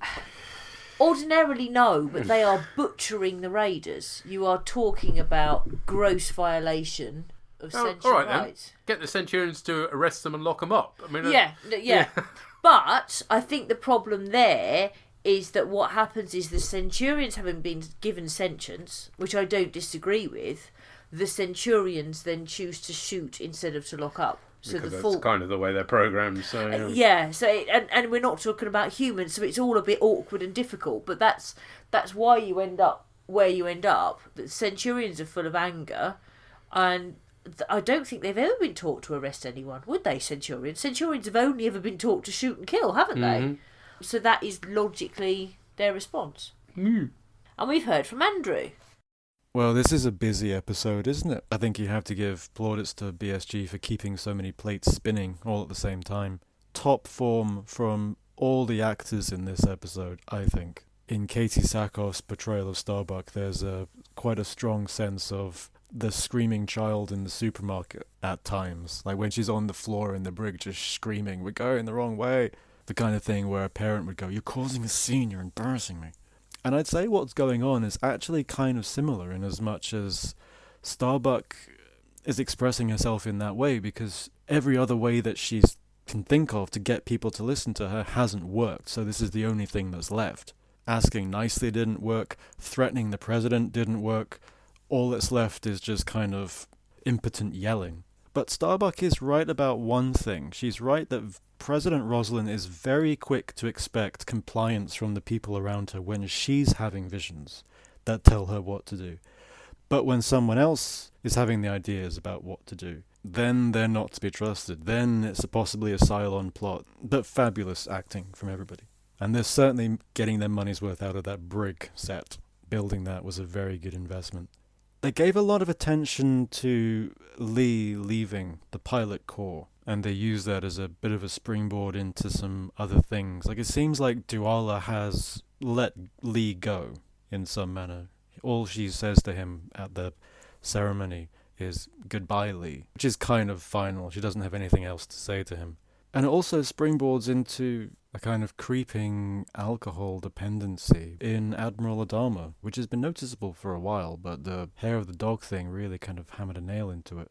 Very seldom these days do you see him in his quarters when he doesn't have a drink or isn't pouring himself a drink. He's not Colonel Ty levels of drinking. He never does it on the job, but whenever he goes back into his quarters, whenever you see him there, he's opening that decanter and pouring himself a drink. which maybe isn't terribly surprising given the stress that he's been under for the last few years. He doesn't get a reprieve, he doesn't get a holiday, he doesn't get time off, but it is something I've been noticing for a while. Meanwhile, in the Cylon base ship, lots of interesting things happening. The Cylons have inferred the existence of the Final Five in the colonial fleet. Interesting that the raider that picked up on Anders when none of the humanoid Cylons picked up on Anders being one of the Final Five, or any of the other Final Five being the Final Five on New Caprica. They didn't seem to know about the Final Five then. But then the Final Five weren't activated then, so I guess that explains that. An offhanded comment from Cavill caught my ear. There were millions of each model of humanoid Cylon, which is a lot more than I possibly would have expected, based on no information at all. I don't know if I'd have thought that the balance was tens of thousands of humans on one side and millions of Cylons on the other, but apparently it is. You know, the average intelligent creature in this galaxy is apparently a Cylon. And the way that Cavill talks about the original programmers, he talks about them in the past tense. They clearly felt that they shouldn't be talking about the Final Five. So it seems like they're not around anymore, whoever they were. Whether they were the first Cylons to be liberated, who programmed other Cylons, whether they were originally humans who programmed Cylons, seemingly they're not around. But anyway, there is a deep division forming within the Cylon nation. And when everybody finds out that this 1/8 has voted out of line with all the others, that's the thing that the Six, who is kind of leading this meeting, really fixates on. It's not the result of the vote, it's the fact that this one individual 8 has voted out of step with the rest of their model and what that means for Cylon society. As has been said before, this is a culture based on unity. So one individual breaking ranks is a big deal. And it has big consequences, because it then becomes, well, if she can do that, then we can do this, and we can give the Centurions back their rational thinking and their higher brain functions. And they express their unhappiness with the humanoid Cylons' plans for their raider cousins quite forcefully. So it looks like the unity of the Cylon nation has been split. So we'll have to keep an eye on where that goes from here. So that's the end of feedback for this week. Thank you very much for listening. Take care, look after yourselves, and bye. Cheers. Yes. Adama has been heavy on drinking, particularly since Kara supposedly got killed. It's been rare to see him without a drink in his hand in his quarters. Yeah, but like you say, it's not Thai levels. We never see him drinking on the job. Afterwards, yes. Also, I thought Hair of the Dog was the next morning. Yeah, it's hard to say how much time has passed since the party and him come back to his quarters, but yeah. But yeah, he's drinking a lot, but, you know, he hasn't had any time off. Something somewhere's got to give, isn't it? Yes, you're right. I think Dwala has let Lee go. I think she kind of saw who he truly was when he was ready to defend Baltar and said, but I support the system. And she, as someone from a lower class whose skin is not white, can never do that. And the bridge was too big. And I think that's the point. Because she's you know, she said to him, that's it, I've had enough at that point. I think there was no coming back from that. I don't think she hates him. I just think the love went. Yes, I think that's fair, yeah. In that moment. In terms of the raider picking up on Anders when no one else had done, I think he hadn't been activated. The question to me, though, then, is what caused the Jimi Hendrix tune to start playing? What caused the activation? Was it the Lionhead Nebula? Was it a particular point in time? Was it something else? It first kicked off when the chief found that temple, wasn't it? Yeah. So, yeah, it was something to do with finding that. Yeah. So I think they have changed. Something has activated in them that was dormant before, and that is why the Raider spots it. But it's interesting that the Raider does, and, for example, the Six hasn't. Athena Sharon, you know, who's mixing with Anders, hasn't spotted it, hasn't picked up on anything. I find that interesting. And I'm afraid my brain went to a bit of a weird place, potentially. But doesn't sound like you. Oi. Dogs can sense certain changes in their owners before other people do.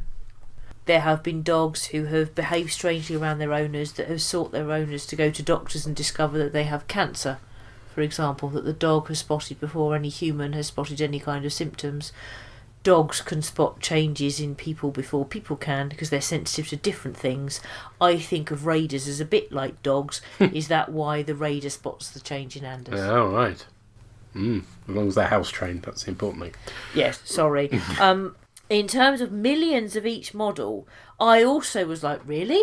When it was mentioned, I wasn't sure whether he wasn't exaggerating for dramatic effect. Okay. I suppose he might have been. And in terms of the original programmers in the past, I found it weird that he mentioned that because I'd always assumed that the original programmers were humans. Well, they were, weren't they? Yeah, so if you don't like humans, why are you finding your original programming so important? Shouldn't you be more like Crichton and Red Dwarf and be trying to break it? If your original programmers were humans and the humans didn't want you to know about the final five, and don't like do you see what I mean? Yeah, but the humans didn't set up the final five, did they? The humans didn't know about humanoid Cylons. So are the original Cylons then? Well, kind of, yeah. I mean, the original programs are humans, but perhaps he's referring to programmers of the humanoid Cylons who are in themselves Cylons. Right, no, okay, which would make more sense. Unless there's some extra person, or species that we've not seen before that are responsible for it all. Like the guy with the big head in the original series. The guy with the big head. Do you remember he had a big head and glowy lights in him? What was his name? Oh shit, I'm trying to remember now. I can see it. He wore a shiny purple cloak and he had a massive head. And it was see-through with a red bit in it. Lucifer? Was that his name? Oh, Lucifer. Oh, the crappy... Yeah, he was just a model of Cylon in that, yeah. So is he the original programmer? No, okay, no. Sorry. Funny that we've not seen a version of Lucifer, isn't it? Yeah. And then it is also interesting that the Six isn't fixating so much on the outcome of the vote, so much as the fact that the deciding vote is cast by a 6 who votes against her own... an 8 who votes against her own model. That's the objection. It's not so much, the vote didn't go our way. It's the vote didn't go our way because an 8 broke ranks. I think we are looking at Cylon Civil War. Could well be. Who else have we heard from? The Llama God. All stations are just making one jump, and an old man, one jump away from us. Right, part 2 then, and yeah, obviously Cara doesn't get shot. I mean, the president tries to shoot her, but she is not the best at shooting somebody standing at point blank range, so yeah, great man there. Yeah, some interesting things happening in this episode. The Lee stuff, first of all, we'll start there, I think. So Lee is actually leaving, going to go and work for Tom Zarek. Apollo's going to go and work for Apollo, so that is interesting. But no, this is going to be really interesting because the two men do have a great dynamic there, with Lee having previously idolised him. It also seems like in this episode that he's made peace with his father, who actually seems to be not too upset about the fact he's leaving the service, so that makes a nice change. They're not going to be fighting about Lee's decision to leave the service for the rest of the series. There's no more artificially introduced tension between the two, so that is actually really good to see. There's some progression of character there, so I liked that. What was really odd, though, was the fact that when Lee's leaving the ship, he gets a proper big military send-off. He thinks the actor's actually leaving the series, and it's very strange, because presumably he's going to be back next week. But as I say, still there were some nice scenes. I'm sure one of the scenes would have made people rolling their eyes would have been the scene where, when leaving, he gives Cara a passionate kiss, but, it was just that. And clearly he's also still got feelings for Dee. I mean, yeah, confused place emotionally. Quick kiss because he was feeling it, and then buggered off. So I'm hoping that that's all it remains as for the remainder of the season, and that they don't end up back in the latest love triangle. That would be really nice to not have to see that again. There's also a fantastic scene between Adama and Rosalind where both of them tell each other some very painful but very real truths. I mean, they've obviously been spending a lot of time getting close together, which is lovely to see, but they're not afraid of telling each other the truth about things when it matters and when it's important. And yeah, that was a painful, hard to watch, but perhaps a brilliant scene, and I love that. And it ends up that we end up giving Cara her chance, because as she keeps going about the fact, if they take just one more jump, one jump ahead of the lawman, one jump away from Earth, she's just going to keep losing track of where Earth is, and so Adama actually gives her a ship. And this is an interesting little reversal here from the end of season 1, where against Adama's orders, the president sends Cara off to Earth to get her over Athena, and now against the president's orders, Adama's sending her to look for Earth again. So yeah, she's obviously the best at finding things. I mean, if she could have a look for my keys sometime, that'd be quite nice. But yeah, it's good to see that Adama's following his heart and what he believes to be right, and a lot of what they both say about the president having her own visions and believing them more than Cara's visions I mean, yeah, why not? If we're going to start basing a whole chase on something as tenuous as that, then yeah, why not? Everyone should have an equal chance. And also we have to think about that whole speech of Porter's trial. Everyone gets a chance, everyone gets let off, so yeah, why not? I'm glad that this happened. Also, the final four have decided that they want to use Porter because he might know who the final fifth of them is, or the final fourth, fifth, the last one of them is. And so they send Toy, which seems a little bit cheap, but on the other hand, it's Porter, and that's going to work. And oh god, as I said in the feedback to the last episode, yes, God, he's a dick. I mean, he's wearing an ascot in this one. I mean, fuck's sake, he's wearing a wee little flying scarf. Just fuck off. Although in this case, it's more forgivable because he did receive a rather nasty neck wound. Some great scenes with this. Baltar's seeing his own head Baltar. Now, this is an interesting development, isn't it? During the conversation, actual Baltar is talking to Toy about music, which is what disturbs her, and obviously she's taking the reference to the music they all heard throughout the ship. Now, he's presumably being fed those lines by Head Baltar in the same way that Head 6 feeds him lines. So that means that Head Baltar knows about the music. So, yeah, how does this all tie in together? And for me, my favourite thing about the episode was the Cylons, with Cylons are back, and yeah, with a lot of stuff going on here. To get the bad stuff out of the way, we do have to see a naked Boomer, so that's a bit of exploitation there, and still not particularly keen on that, because we don't get to see any naked Simons or Leobans doing naked Tai Chi either, do we? It's just the hot women who are naked most of the time, so yeah, that's not so comfortable. But in terms of Silent Society, we learn quite a lot here. They have rules that they cannot actually think about the final five, and yet here they are doing so. And the fact that the reader spotted Anders, that's a big thing, so they're going to lobotomize them, and that seems nice, doesn't it? And this leads to a massive divide and open rebellion, and it's fantastic, and it's the insight this gives us to the society, and this is something I've been wondering before, is they've said before that the Centurions are dumb like animals, or maybe that was the Raiders, but I think it was both of them are dumb like animals, which did really lead to the question of, but that's where the society started, with the Centurion models, which then evolved into the humanoid Cylons. So what happened? What happened was that the Cylons decided to upgrade themselves, and the ones that were upgraded, or that were created, decided that they wanted to be in a position of power, and so enslaved the older models by suppressing their intellects and their free will, and that's really rather horrifying, isn't it? And it really does shine a light on the Cylons' claims that they are more advanced and better than humans, because no, they're not. I mean, yes, from an evolutionary perspective, a newer species will always outperform and end up wiping out the previous species. It is the nature of things, especially when there's a competition for resources. But if you're an enlightened and sentient race like this, then it doesn't have to be. So the fact that the Cylons chose to do this, and that's very interesting, and there's a lot more that we could delve into there as to what drove them to do that. But at least half of the Cylons have realised the error of their ways and have freed the Centurions, or some of them at least, and so, yeah, liking this stuff here, the uprising. Gunning down Room Full of Carrols, never not going to be happy to see that, because he is a slimy bastard. But yeah, this is great stuff, and it's going to be interesting to see where this schism goes throughout the rest of the season, if they play into it. But yeah, no, this is good. The other thing I forgot to mention in my feedback for the previous episode was the other great thing about these episodes is there's a lot of fantastic space scenes. I mean, the space battle at the start of the first episode is gorgeous. And my one worry from the previous episodes is that we'd lost that rather nifty ring ship. I don't know what the name of the ring ship is, but it turns out in this episode that it's being repaired. So yay, we've got the rather iconic ring ship that's still there, so that's nice to see. So yeah, in terms of plan watch, I mean, yeah, you're right, they don't have a plan anymore. They've taken that line out of the credits because, yeah, don't have a plan. They never had a plan, shush. But they did have a plan. They realised it was wrong, and so now they're starting a civil war against each other. Interesting. Okay, right, let's follow where that goes. Overall, a great couple of episodes. Really enjoyed these. They seem to be going full steam ahead now. And at the moment, Kara's return hasn't derailed everything as much as it might have done last season, so let's hope they keep going like that. As ever, I'll be really interested to see what everyone else makes of these, especially given all that. I hope that everyone continues to stay safe as the tiers continue to fall, or whatever, something poetic like that. And I look forward to feeding back to the next couple of episodes on your podcast. Thank you, sir. I hadn't thought of it as Apollo going to work for Apollo. Yes, a bit bizarre, but there we are.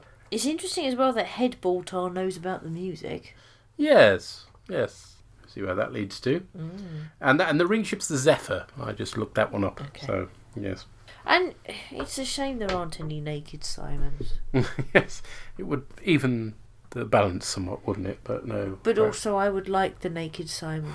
And I hadn't spotted that the ring ship was being repaired. Had you? Yes. Yeah. There's a couple of scenes where they show that. It's nice though, because I like that ship. Mm-hmm. What did Drew and Tracy make of this? Yo! So we just watched 6 of 1. We did. And what did we think of that one then? I thought that the Cylon stuff was interesting, but pretty much the rest of it, with the exception of Lee leaving, was a bit boring and rubbish. But even that was a bit wet. It was, to be fair. It was, yes. The first thing I kind of had to comment on this was I was just like, please, someone shoot Kira. For fuck's sake. She's I know. Really President had a good doing my opportunity. Head in. And she missed. Yeah. I suppose with that big head, you would have thought she'd better in it. Let's go through some points. Okay. So, nice to see the Cylon ship. Yes. After not being on there for a little while, when seeing the hybrid. Yeah. Doing a random nuttiness. But questions, why was Boomer doing ballet for Cavill with no top on? And you know that she was doing it with no top on because he later then referenced her breasts. Yes. So I don't know. That was a bit strange, wasn't it? Yep. So Baltar's now having visions of himself. Yes. So like the head Baltar has jumped from 6 to Baltar. Yeah. But then he thought it might have been 6 in disguise. So does that mean that he's going to try and have nookie with himself because he thinks that it's 6? Why break the habit of a lifetime? Yeah. But then he went on to Tori, which was bizarre, and I can kind of see the reasons because she wanted to kind of get with him because she's thought, spying on him, isn't she? Yeah, but he said, "Oh, you know, you're spying on me," and he thinks it's Laura, but it's not. He doesn't know it's far more like sinister than that. It's the Cylons. But was the crying on Tori's part like a bit of a ruse to kind of get some emotion from him, or was she literally crying because she was holding in the heaves having to like... I thought she was crying because, you know, being in a horrible situation. Well, yeah. It was just making her well, she couldn't dry a heave, could she, really? So, you know. Yeah. The tears came. So the Cylon shooting the skins. Yes. That was quite exciting. It was good, yeah. Cavill, always like them three getting it. Like... They're the three worst Cylons, aren't they? Yeah, they're the Creepy shits, Simon, the Doctor, the other guy, I can't remember his name, Doctor, and the Cavill. Not really seen that much of, didn't you? Because obviously we saw him when Kira was in the hospital eventually, and then you've only kind of seen him a few times to kind of realise that he's been a Cylon. It's good them three getting it. Yeah, but what's the point? As I said to you, they're only going to like be reborn, aren't they? They are going to be reborn, but it does say to them like, we're being serious now, aren't we? And plus, you say that, yeah, they are going to be reborn, but now the Cylons have got free will, they're going to prevent, well, I guess they're going to prevent them from doing all these things to the Raiders. Yeah. So, number one, they're shooting them and showing them how serious they are, and number two, they can't get away with it because they keep shooting them, I guess. I don't know. I have these real things with Cavill's ears. He's got really like big, weird lobes at the bottom. He's got old man lobes. Yeah, he's an older guy doing stuff. I really don't like them. So why does Kira think that she's the only person that can find Earth? Oh, no. This is just... And again, so Adama is just like, you know... Who do you think you are? Who do you think you are? La la la. And then all of a sudden it's... I believe in you. Yeah. I'm going to give you a ship. All right, it's going to stink like shit because it's a sewage ship. But I'm going to give you a ship so you can go off and do exactly what you want to do. Live out your little fucking fantasy and try and believe that you're the only person that's going to find Earth. And it's just she gets her own way again. Yep. Her whole life is getting her own way. So she has a little tantrum. You're going the wrong way. And then Adama just kind of completely... folds. Yeah. Yep. Well, I can't ramble about Kira No, than don't. what I normally do. But anywho, this is alright. Yeah, I going. Yeah, I didn't mind that bit, but the rest of it, I just it was a bit. Did I imagine it? Not much when going on. Ty was doing like his tribute to Lee, did he not turn to the side so he wasn't kind of looking at him as he was kind of saluting him? And they didn't kind of have any connection, did they? I said to you, why is he not giving like Ty a handshake or a... I don't think he's a handshake or a hug guy. He's known him pretty much for a long time, hasn't he? Yep. Anyway, that was alright, not too bad. Yeah. Alright, then leave it there. Okay. Alright, take it easy, guys. See you later. Bye. Bye. Yeah, the idea that the Cylon stuff is interesting, most of the rest is rubbish. Mm-hmm. I don't completely disagree. I disagree a little bit. The little bit where I disagree with is that I think it is actually logical for Adama to do what he does at the end, because what he actually says is, what if Kara's right? It's logical to send her away with a small, clearly expendable ship just in case she is right, rather than close the door on that possibility. Kind of, but how expendable is their sewage reclamation ship? Because does this mean that nobody can have a crap now until they've got back? Is use of the toilet going to be rationed? I mean, it sounds to me like kind of a vital ship, really. I guess it depends what sewage reclamation means. I don't know. I mean, I got the impression that the point was it was an expendable ship. Maybe it isn't. If it's not an expendable ship, then it's a stupid I would have thought idea. the Colonial Movers ship would have been rather more expendable, though. I suppose it may be stacked full of people, of course. Yeah, I mean, the for me, that's the bit of the rest, as it were. Or whatever ship it is that's producing all the cigarettes. There's just something in that ship. But for me, that's the bit of the rest, the bit that's not the Cylon stuff, that is good and makes sense. It's the let's not all put all our eggs in one basket. But I can understand Tracy's annoyance because it's like spoilt brat syndrome all over again, isn't it? Screaming whale, get your own way. But again, it's the class thing that gets brought up a lot, is that she's from the right class and she can just... I mean... She's got a Dharma wrapped around her finger. She has, but on the other hand also, at the same time, she genuinely believes she's right. Doesn't mean she is, but she does. She's not doing it to be manipulative. She's doing it because she... But at no point is she even slightly convincing that what she says has happened. No, she just expects to be believed because of the class that she is. Because people with that level of privilege just expect to be believed in general. Well, and one of the that's certainly a fair reading, but it's. I don't think that was the original intention of the writers. They've never made anything of that, so. I just think that it does make sense that Adama does not put all his eggs in one basket. That he says there is a possibility that she's not a Cylon. There is a possibility that she's right. As Admiral of this fleet, it would be remiss of me not to explore this possibility. For me, that scene, that aspect of it is good. I think that's good leadership from him, that he's not closing the door on it. So he doesn't say, you're absolutely fine and dandy, take a really important ship that we need to fight the Cylons. He says, I can't close the door on this. You're taking a small number. I mean, you know, he gives a Helo. Arguably, Helo's not expendable because he's the only person with a fucking conscience. But what the fuck does he know what to do with Helo? He's forever demoting him. Yeah. It's fairly typical, isn't it? Yeah. I mean, I feel sorry for poor Helo, but, you know, so for me, that specific aspect, the idea that the Admiral realises that it's not a good idea to close the door on the possibility that she knows the way to Earth, but without expending too much resources on it, for me, it's that particular thing is a good aspect of it. And I'd forgotten that Cavill mentioned when he goes, you know, my intellect, all the rest of it, he actually says 8's breasts. For fuck's sake. Yeah. He doesn't say Simon's wang, does he? No. Fuck's sake. That's just wrong. Yes. Anyway, let's find out what Purry thought of it. Hello again. Purry here to talk about 6 of 1. I've got to admit I wasn't quite sure where to go with this title. My first place was the Borg, but they didn't show up. And the second place was, is this going to be about 6? And I suppose it kind of is, but also isn't. Again, this one, I've got to admit that the Galactica stuff seemed a bit disjointed.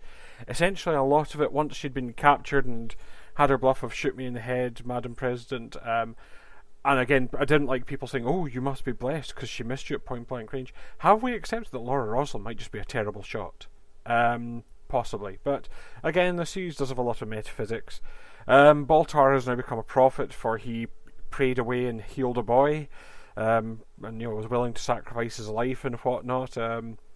That's and that was then saved by a mad woman with, I think it was a broom handle. I don't know what she was braiding that guy with, but yes, he's got his sex cult's now well established, and he's now also established himself with Tori, who's kind of with him as well.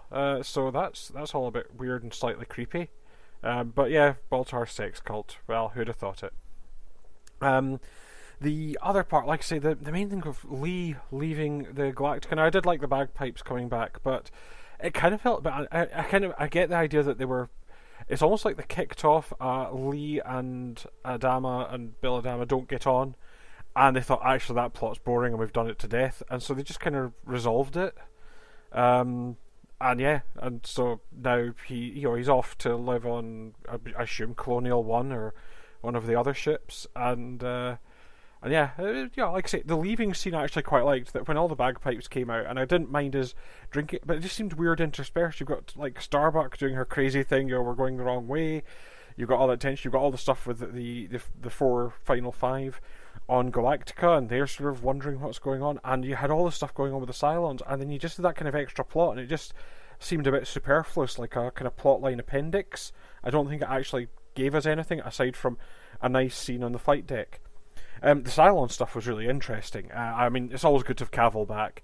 And the idea that, I'm wondering if Anders' first time I've really thought of this was actually seeing one of the final five and being able to recognise it, the thing that basically kicked off sentience in the Raiders. But I like the idea that it could just be one of these things of just the amount of time you'll download, rebirth, every time they die and they get smarter, and they will eventually hit a point of singularity. And of course Cavill's saying no, because they've gone on strike, they're refusing to fly, and Cavill's like, well, we'll, got their brains in a really gory way to make sure they do it. And basically Boomer portrays it. It's actually kind of weird how Boomer's become a baddie now. We're almost kind of cheering her on, but she's gone a bit off the rails, and that's, again, character progression. You keep forgetting she's there, and then every so often she jumps out and surprises you, like a sort of sneaky Cylon, really. So, and I really like the Cylon stuff going on, and basically we've now got this kind of Cylon civil war happening, which is a really interesting plotline that the models have effectively diverted and split in two, and she's currently got a whole load of Centurions on her side because they took out the thing that stopped them being sentient. So, and it's again, the whole thought of these machines who became sentient are now not wanting their own machines. It's got some really interesting connotations. So at the end, Adama can't go against Rosalind's wishes, but he comes up with a compromise of putting Starbuck on a sewage treatment workshop, because she's probably the best at sewage treatment as well.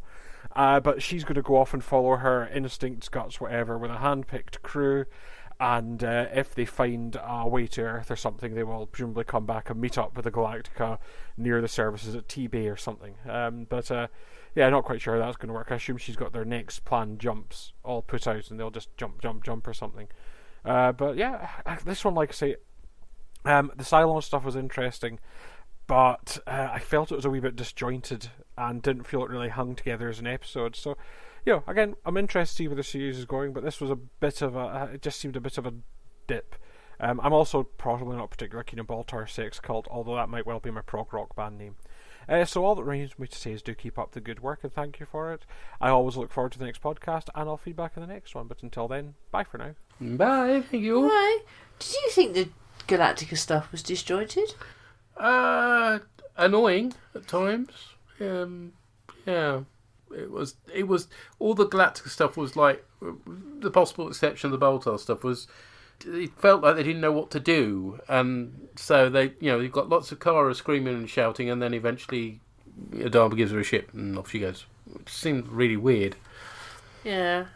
The Lee stuff is just odd, isn't it? And the Lee stuff is just bizarre. That sort of comes, always have a big send-off for him, apparently, despite the fact that he's disgraced the uniform several times, but no. Yeah. Ugh, no. Yeah.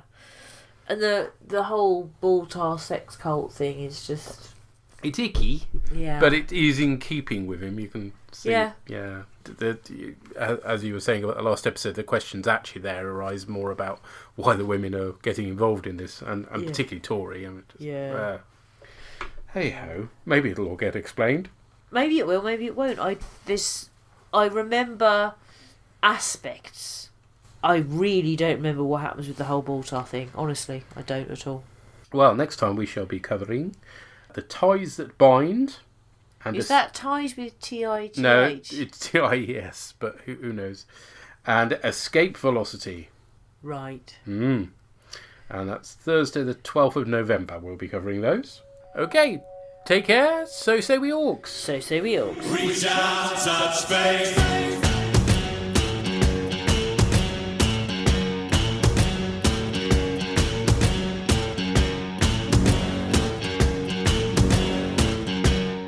The music at the beginning of this podcast was arranged and performed by Drew Barker.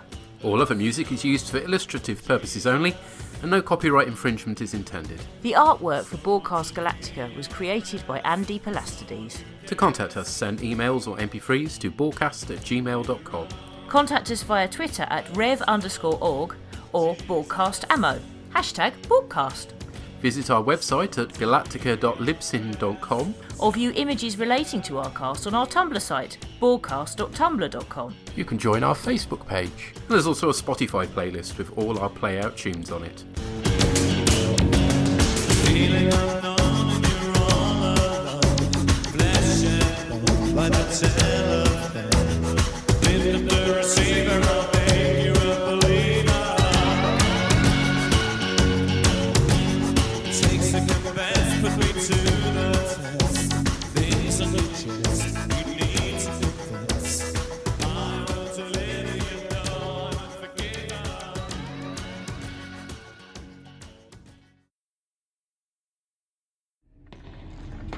Shut it down!